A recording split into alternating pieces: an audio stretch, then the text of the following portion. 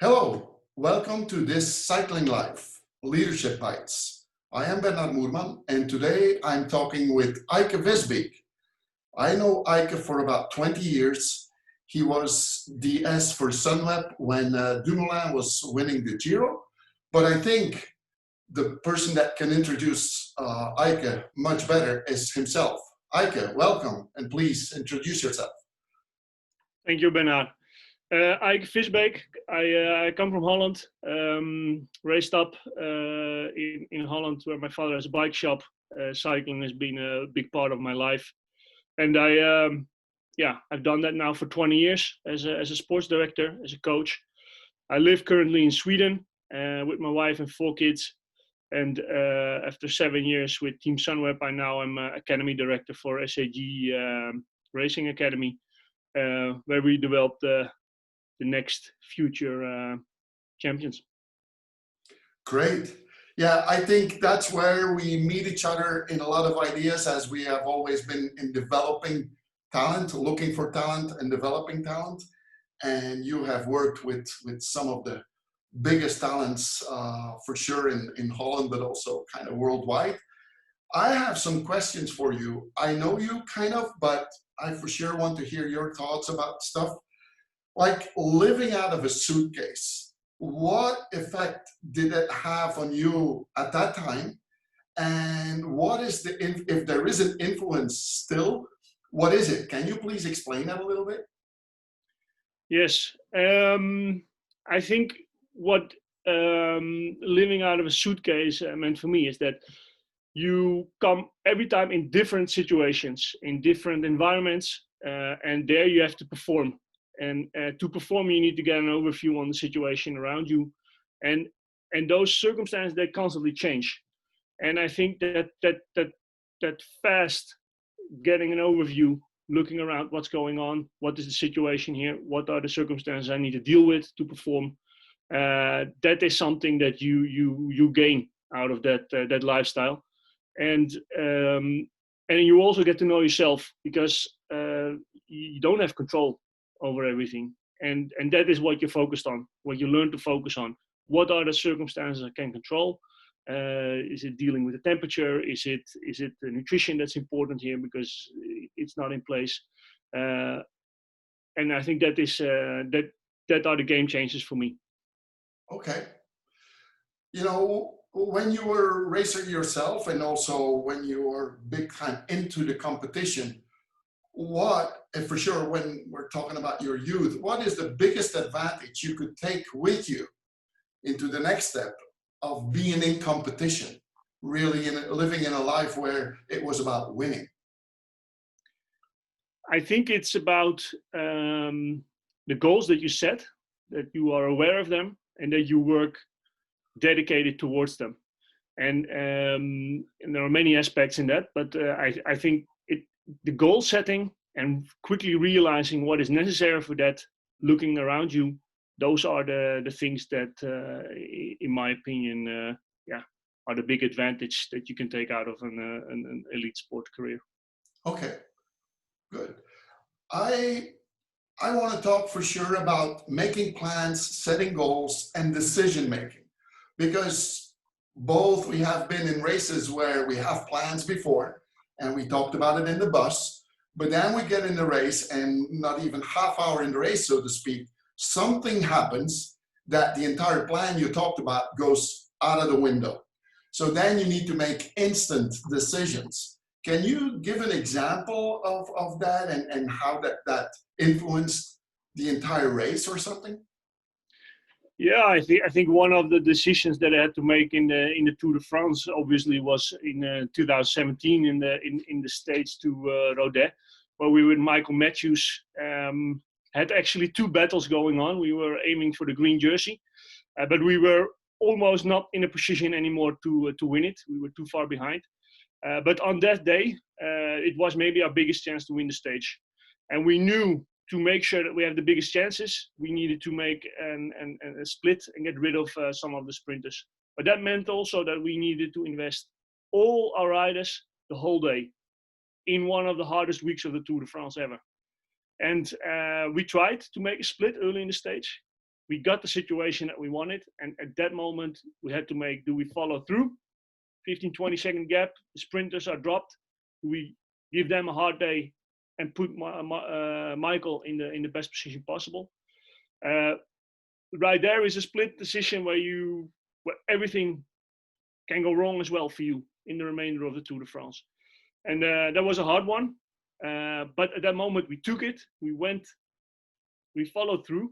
And the moment when we started in the beginning to see that we could hold the gap, that we could work, that there was a slight opportunity to win the stage, that was when we felt, okay, it was all or nothing, but we were in it. And we won the stage, and also at that moment we took back the initiative in the battle for the green jersey, which we eventually won, because the sprinters that day had a really hard day. They didn't expect that, and the mountain stages that followed really made them tired, and that's where Michael could gain extra points on them. But it was a hard decision, because it could have also meant that we would have wasted all the resources and riders, and maybe have 2 or 3 riders that drop out of the Tour de France. But yeah, it sounds very interesting, and I can see it in front of me, because I was in that type of positions too, meaning making decisions. But please, can you go a little bit more into detail? Because I can see that once you start making that decision, which was not prepared, that not everybody bought in right away. So at some point, you had to say, like, we go. So can you, because that will give you a lot of attention. Yeah, I mean, language is important there, because obviously when it's such a big decision, there's a lot of doubt around the table. So you need to be, you don't think, well, maybe this could work. No, you have to say, this can work. We go for it. And that is, I think, very important, because at that moment they trust you, and how you give that message is really important. And I think also what the other part is that is really important is that you, when you know big decisions like that are coming, and obviously they do, and they're difficult, is that you need the helicopter view. You need a helicopter, and you don't always have that on the moment that you have to make a decision. But when you think of different scenarios already before the race, you obviously know also you maybe have more confidence in making the decision. And this was obviously one of the 20 scenarios possible that I already went over in my mind maybe a month before. But in that moment, I knew this is the scenario, and we go for it. Still, there was a lot to lose, but I think that was what helping me in that situation. Okay, so do I understand that not only did you know what your riders were capable of, but you also had studied a lot of the weak points of the others, where you had to make them go lose stuff, correct? Yeah. It was out of the box thinking. It was an incredible amount of investment of energy from our side, but it was also creating a situation that definitely raised our chances in both for the green jersey and for the stage. But yeah, they are, like I said, it big decisions. It could also mean that if you don't finish off the stage on that day, that your Tour de France is over, more or less. You know, the energy is out, and you have very tired riders. Yeah, wonderful. Because at that moment you were taking decisions where it could have brought casualties in your own team, so to speak. Absolutely, 100%. And also the fact that you are 4 hours exposed on live television, the whole world is watching. Yeah. So if you fail, it's a failure of 4 hour. It's a drama. It's a drama, and yeah. But that is also, like I said, when you have to be convinced, or at least be convincing towards the people that you need to convince, because there is no room for doubt at that moment. They have to put their head down, invest everything they got. Then you also have the highest chance to succeed. Maybe a next question is almost like attached to this one. It's about, I wanted to ask you a question about discipline. And I think maybe we can go even further, because you needed a lot of discipline once you said, we go for this. Can you talk a little more about like what kind of discipline you had in your entire team to buy into your plan to do that? I think I mean, what it's really about, I mean, you need two things there. You need the dedication towards the plan and to the teamwork. Eh? And those plans you pre-manage. At least that's what we try to do, pre-manage as much the goals. And the other part is that although maybe that day they know that they have to work really hard with an reward that's not at all sure, they still need to do everything right, nutrition-wise. They need to stay focused. They need to be in position at the right moment. And I think that is, that is the discipline that you want to see from them. And that's also how you have to work on. I mean, making sure that they have the nutrition in order so they can perform 4 hours is also about making small steps earlier in the race to make sure that they focus on that you don't have to remind them on that day. Getting the routines in. Am I right when I say that discipline goes further than just the connection between you and the riders? I think it also are the support teams that, you know, are feeding from the sides, that need to be on the places that you said before, so that also that is also perfectly in place. Am I right about that? Yeah. I mean, and they need to be aware. They need to be aware that they need 90 grams of carbs every hour in a race. And when you're sitting there in suffer modus, that's hard. The more you have that practice, the more the routines are there, the easier it will be. And what you also see is there when the teamwork is there, that they focus, that they help each other with the right focus on it. And this is all the small deals that make a really big difference if you can pull a stunt off like we did in the Tour de France. And that is why you need in the early season training camps and stuff like that. Correct? Absolutely. Yeah. That's where you can get that faith and trust installed and then roll out certain disciplines. The Tour de France is there you roll out what you've practiced during the first 6 months of the season. And so yes, you need luck to have good results, but there is also a lot of work, discipline, getting the routines in that comes in play here. Yeah. Do you agree when I say in the preseason you can make sure that you don't have not too much like bad luck? Obviously accidents can happen, but there is a lot of guys that said we had bad luck because they were not prepared right. Correct? Yeah. No. Yeah. Of course, that factor. Control the things that you can control, and these are the things you can control. I mean, you don't have 180 riders under control, but you can control your nutrition. You can control your recovery. You can control your communication with your teammates. So yeah, I think that is what makes the difference on those moments. Mm-hmm. Obviously, in sports, we always talk about teamwork, but I think even in business life, the teamwork, even if you have great talents in your team, you still need a team to work as a team to get your talented guys where you want them to have on the podium. Can you give an example in your career where that was very obvious? I mean, I think already this example describes it of the Tour de France, but the teamwork is teamwork and cooperation. Those are the two factors that are really important. When you teamwork you can create when you have clear goals, you have a clear role for a person, and there is a buy-in on both sides, of course. But teamwork is also being part of the culture that you create, and I think that is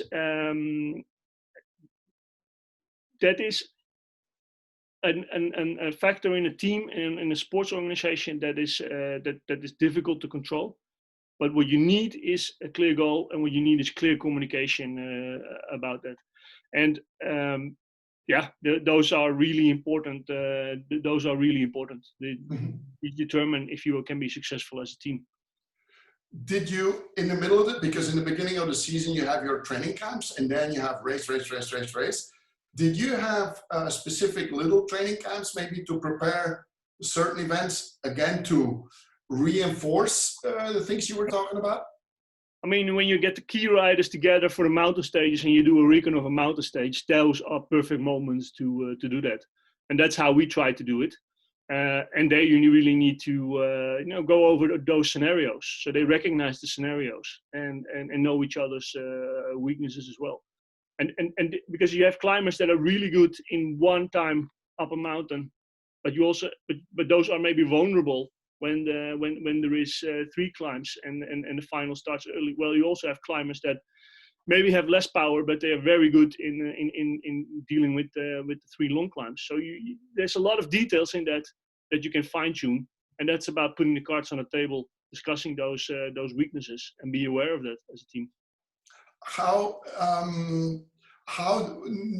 need our spectators to see this? How do you sit down with them together and do you openly talk about, like, hey, you're stronger in this and he is stronger in that, so that might be a good combination that we approach this race that way? Or how do we need to see those talks that you have with the riders?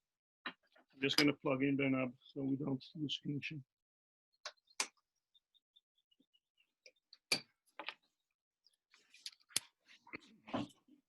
I think the important, like I said, I think to have athletes comfortable, they need to know the different scenarios that they look. The more scenarios they recognize, the more scenarios that they are aware of, the easier it will get to get that helicopter view and make the right decisions. Because obviously you can't discuss all the scenarios. No. But and this is also where preparation comes into play, because the moment when you start to talk the evening before about those different scenarios, you can maybe discuss 5. Because there's only so much an athlete can take in. When you are 3 months ahead of time, you know the parcours, you can discuss the parcours, you can go over the different scenarios, then you can build up that library with scenarios, because there is time, there is no tension, there is focus. And then that is when you can create self-confidence in a group, because you went over the different scenarios. And then that moment you're briefing on the day before doesn't have to be that long, because you already discussed those scenarios, they have recorded it. And I think this is where you can create the confidence and trust in each other. Yeah. And can I say too that at that time, what is very important is that the riders really start to have tremendous confidence in you as a director, because in a way you have the biggest and best access to the library, if I can say so.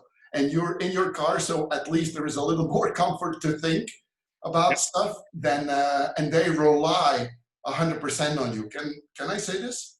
Yep, absolutely. And this is, and like I said, this is the trust and the connection that you build up. It's not just there. And it's also important that when you build up to that kind of trust, that there is the mutual understanding of each other's situations. Because yes, I have the overview, but on that moment, if a rider has a bad day, he will find that out maybe mid-race, and then you need to act really quickly. So I mean, there's really a cooperation with your riders there, but yeah, it's about communicating, listening, very very good to them, and yeah. Mm-hmm. Okay, wonderful. When I hear you talk, I think I can say that there are like 4 major takeaways for our audience. And correct me if I'm wrong, I would say goal setting, discipline, that helicopter view you were talking about, and then that cooperation. Am I correct when I say that those are like 4 key words that in your leadership of leading the team, those are crucial ideas? Yeah, because what you see with high performance athletes, they are so occupied with their performance and with their body that if you want them, if you can get them a little bit out of that tunnel, and you see you give them the total overview, if you can help them with that, that will make them focus on the right details. And that is where you get even a better performance. But it's really hard because it's so especially with cycling, it's so complicated. There's so many things and details that you need to control. So that helicopter view is important. The cooperation is really important because you need the people around you to bring it to a higher level. You can't do that alone, not anymore in elite sports. And the goal setting and discipline that you need to have that in your personality to make the next steps. Mm-hmm. Wonderful. Well, great, Aike. So just that was about the past. Now you're at seg racing. Can you just, in a few words, explain what you really do there and what is your motivation to step away from, let's say, the big scene to an as important scene, but a little, let's say, little known, so to speak? Yeah. No, I mean, I'm the academy director, which means that where I was 90% of my job at Sunweb was dealing with everything at the races. I'm now more responsible for the whole picture, the whole lead up, the whole build up, the organizational part around the team. And that is something I've always been interested in. I've always been involved in Sunweb, also in the bigger decisions, strategical for the whole team. But now I have an own team where I'm responsible for, and that has always been one of my goals. And this was a carefully planned next step in my career. Maybe on a lower level, but definitely a more demanding job where I have to work on different levels and carry the real end responsibility. Yeah. Well, I don't know if it's lower. It's for sure necessary, because if we're not looking for talent, we won't have him racing the Tour in a few years. So no, I think it's great. Aike, those 25 minutes are pretty much gone and flew away. It was great talking to you. Thanks for the insights. Hey, people, it was great having you. If you like this, please give us a thumbs up and come and watch us next time in this Cycling Life Leadership Bikes. Thank you very much, and we see each other next time. Aike, I see you later. Nice to talk to you. Bye, everybody.